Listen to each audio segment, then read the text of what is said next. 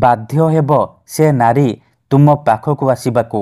ଏହି ମନ୍ତ୍ରରେ ତାର ନାମ ଲେଖିଦିଅ। ହଁ ଫ୍ରେଣ୍ଡସ୍, ଆପଣ ସମସ୍ତଙ୍କର ଇଚ୍ଛା ଥିବ କେଉଁ ନା କେଉଁ କୁଆଁରୀ ଝିଅ ବା ବିବାହିତା ନାରୀକୁ ପଟେଇବା ପାଇଁ, ତାଠାରୁ ନିଜର ମନ ମୁତାବକ କାମ ହାସଲ କରିବା ପାଇଁ। କିନ୍ତୁ ଇଏ ଏତେ ସହଜ ନୁହେଁ। ଏଥିପାଇଁ ଆମର ତନ୍ତ୍ରଶାସ୍ତ୍ରରୁ ମୁଁ ଆଜି ଆପଣଙ୍କ ପାଇଁ ଏମିତି ଏକ ସହଜ ଘରୋଇ ବଶୀକରଣ ମନ୍ତ୍ର ନେଇ ଆସିଛି, ଯାହାକୁ ଆପଣ କରିଦେଲେ ନିଜ ପସନ୍ଦର ସୁନ୍ଦରୀରୁ ସୁନ୍ଦରୀ ଝିଅକୁ ପଟେଇ ପାରିବେ। ସୁନ୍ଦରୀ ପଡ଼ିଶା ଘର ଭାଉଜଠାରୁ ନିଜର ମନ ମୁତାବକ କାମ ହାସଲ କରିପାରିବେ। ଏହି ବଶୀକରଣ କରିବା ପାଇଁ ଆପଣଙ୍କୁ କୌଣସି ପ୍ରକାର କଷ୍ଟ କାମ କରିବାକୁ ପଡ଼ିବନି କିମ୍ବା କିଛି ବି ପଇସା ଖର୍ଚ୍ଚ କରିବାକୁ ପଡ଼ିବନି। କେବଳ ମୁଁ ଆପଣଙ୍କୁ ଗୋଟିଏ ନାରୀ ମୋହିନୀ ବଶୀକରଣ ମନ୍ତ୍ର କହିବି।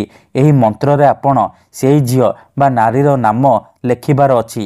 ଗ୍ୟାରେଣ୍ଟି ଦେଉଛି, ଯେମିତି ଆପଣ ଏପଟେ ଏହି ବଶୀକରଣ କରିବେ, ସେପଟେ ସେ ଝିଅ ବା ନାରୀ ବିଚଳିତ ହୋଇ ଉଠିବ।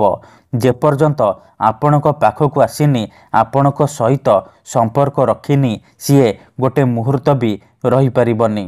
ନମସ୍କାର ଫ୍ରେଣ୍ଡସ୍, ଓଡ଼ିଆ ଫଣ୍ଡା ଚ୍ୟାନେଲକୁ ଆପଣମାନଙ୍କୁ ସ୍ୱାଗତ। ଯଦି ଆପଣ ଯେତେ ଚେଷ୍ଟା କରି ମଧ୍ୟ ଝିଅ ପଟେଇ ପାରୁନାହାନ୍ତି, ତେବେ ଆଜିର ଏହି ଭିଡ଼ିଓଟି ଆପଣଙ୍କର କାମରେ ଆସିବ। ମାତ୍ର ଥରେ ଭିଡ଼ିଓଟିକୁ ମୂଳରୁ ଶେଷ ପର୍ଯ୍ୟନ୍ତ ପୁରା ଧ୍ୟାନ ସହିତ ଦେଖନ୍ତୁ, କାହିଁକି ନା ଆଜିର ଏହି ଭିଡ଼ିଓଟିରେ ମୁଁ ଆପଣଙ୍କୁ ଶିଖେଇବି ଆପଣ କିପରି ଘରେ ବସି ବସି ନିଜ ପସନ୍ଦର ଝିଅକୁ ପଟେଇ ପାରିବେ। ଯଦି କେଉଁ ଝିଅ ଆପଣଙ୍କୁ ଧୋକା ଦେଇଛି, ଛାଡ଼ି ପଳେଇଛି, ଆପଣଙ୍କର ନମ୍ବର ବ୍ଲକ୍ କରିଦେଇଛି, ଅନ୍ୟ କାହା ସହିତ କଥା ହେଉଛି, ଅନ୍ୟ କାହାକୁ ଭଲ ପାଉଛି, ତେବେ ମୋ କଥା ମାନି ଏହି ବଶୀକରଣ ଗୋଟିଏ ଥର କରିକି ଦେଖନ୍ତୁ। ସେ ଝିଅ ଯେତେ ଦୂରରେ ଥିଲେ ମଧ୍ୟ ରାତିଦିନ ଆପଣଙ୍କ କଥା ଭାବିବ, ନିଜେ ଆସିବ ଆପଣଙ୍କର ପାଦ ତଳେ ପଡ଼ିବ, ଆପଣଙ୍କୁ ଭଲ ପାଉଛି ବୋଲି କହିବ। ଏହି ବଶୀକରଣ ସାହାଯ୍ୟରେ ଆପଣ ବର୍ଷ ବର୍ଷ ଧରି ଭାଙ୍ଗି ଯାଇଥିବା ପୁରୁଣା ପ୍ରେମକୁ ଫେରାଇ ଆଣିପାରିବେ। ଶାଶୁ, ନଣନ୍ଦ, ଦିଅର, ଭାଉଜ କାହାକୁ ବି ନିଜ ବଶରେ କରି ତାଠାରୁ ନିଜର ମନ ମୁତାବକ କାମ ହାସଲ କରିପାରିବେ। ତେବେ ଏହି ବଶୀକରଣ ଆପଣ କିପରି କରିବେ, କେମିତି କରିବେ, କିପରି ଆପଣ ମନ୍ତ୍ରରେ ସେ ଝିଅ ବା ନାରୀର ନାମ ଲେଖିବେ, ମୁଁ ଆପଣଙ୍କୁ ଶିଖେଇବି। ସମ୍ପୂର୍ଣ୍ଣ ପ୍ରୟୋଗ ବିଧି ଠିକ୍ ଭାବରେ ଶିଖେଇବି। ଜାଣିବା ପାଇଁ ଭିଡ଼ିଓଟିକୁ ମୂଳରୁ ଶେଷ ପର୍ଯ୍ୟନ୍ତ ପୁରା ଧ୍ୟାନ ସହିତ ଦେଖନ୍ତୁ।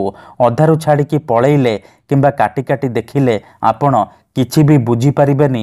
ପରେ କମେଣ୍ଟ କରିବେ, ଗୁରୁଜୀ ଆପଣଙ୍କର ବଶୀକରଣ କାମ କରୁନି। ତେଣୁ ଭିଡ଼ିଓଟିକୁ ପ୍ରଥମେ ମୂଳରୁ ଶେଷ ପର୍ଯ୍ୟନ୍ତ ପୁରା ଧ୍ୟାନ ସହିତ ଦେଖନ୍ତୁ, ପ୍ରୟୋଗ ବିଧିକୁ ଠିକ୍ ଭାବରେ ବୁଝନ୍ତୁ, ତାପରେ ଆପଣ ଏହି ବଶୀକରଣ କରିବା ପାଇଁ ଯିବେ। କାହିଁକି ନା ମନ୍ତ୍ର, ତନ୍ତ୍ର, ଯନ୍ତ୍ର, ବଶୀକରଣ ଇଏ ଏମିତି ସେମିତି କାମ କରେନି। ମନରେ ସମ୍ପୂର୍ଣ୍ଣ ବିଶ୍ୱାସ, ନିଷ୍ଠା ଆଉ ଏକାଗ୍ରତାର ସହିତ ଆପଣଙ୍କୁ ଏହି ବଶୀକରଣ କରିବାକୁ ପଡ଼ିବ।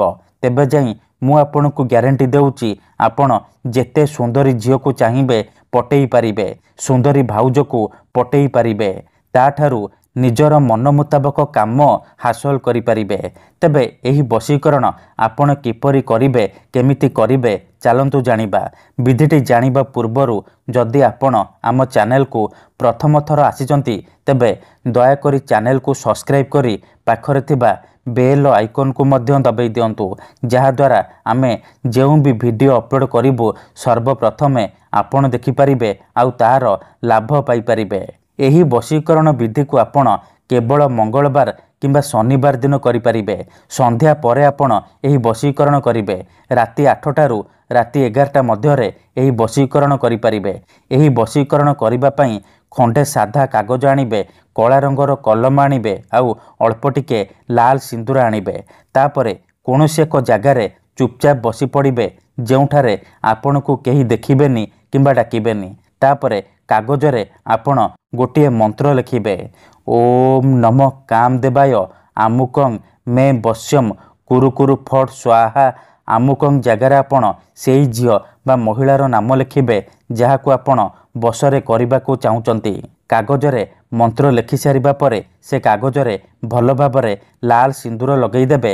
ତାପରେ ସେ କାଗଜକୁ ଭଲ ଭାବରେ ମୋଡ଼ିକି ନିଜର ଅଗଣାରେ ଅଳ୍ପ ଟିକେ ମାଟି ଖୋଳିକି ପୋତିଦେବେ।